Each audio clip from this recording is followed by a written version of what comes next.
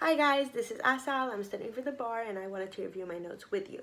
So today I'm studying inchoate crimes. I started off by making a video with attempt and now I'm moving on and I'm making a video about solicitation. And in my next video, I'm going to make one with conspiracy. But let's keep this short. Let's focus on solicitation and what is the definition basically of solicitation. When a defendant has the intent to solicit, entice, or induce another to commit a crime and the crime is complete at the time of the solicitation. Once the target offense is committed, the solicitation will merge with the completed target offense. Okay, so basically solicitation is an inchoate crime. What does that mean? It means imperfect, partial, unfinished, begun, but not yet completed. Okay, so basically solicitation is when someone deliberately entices another person to commit a crime. Okay, for example, when someone's like standing around, he says, "Go ahead, man, beat him up. He deserves it, man. Beat him." Kind of thing. But in that case, that's solicitation. However, if there's an agreement between them, then that will become conspiracy. But again, we're sticking to solicitation.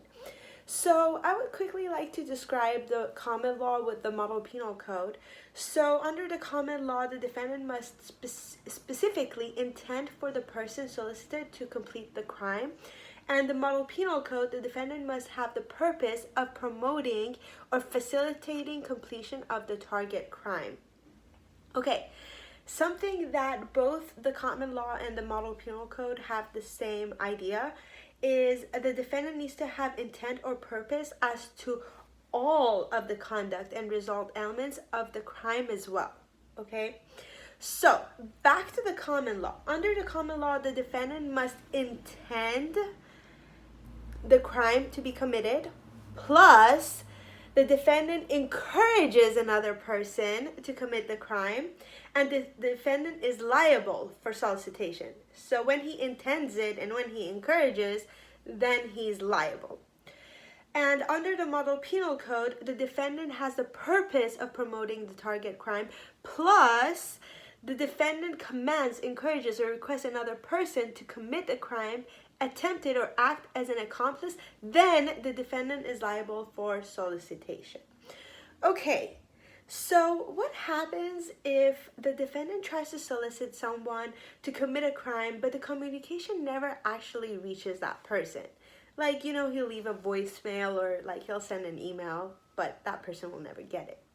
So under the common law, the communication that never reaches the other person is still liable for attempted solicitation, whereas under the model penal code is liable for solicitation. Okay, so one thing that I should have mentioned earlier, but I'm going to mention it now. So solicitation can come in many forms. It can be either verbal or in writing, or it could just simply be like someone's conduct. Like, for example, if someone's like clapping their hands and encouraging by their conduct, that's still solicitation. Okay, so quickly I would like to compare what they are traditionally, the common law and the model penal code. So solicitation traditionally applied to felonies specified by the statute, but the common law applies to any felony and the model penal code applies to any crime.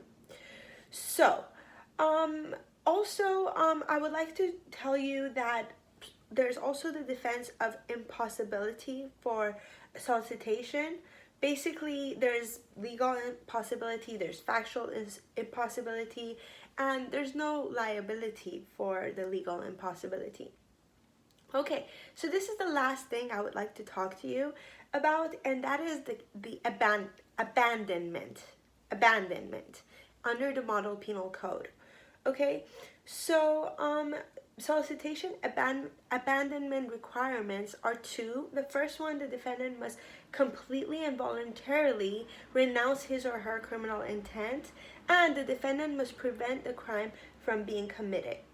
Okay, so that's pretty much everything I wanted to tell you about solicitation. Just keep in mind that it's a specific intent crime, and just look for the next video which I'm going to make, which is going to be about conspiracy, which is going to need the agreement requirement. So that's everything I wanted to say today. Have fun studying and good luck. Cheers.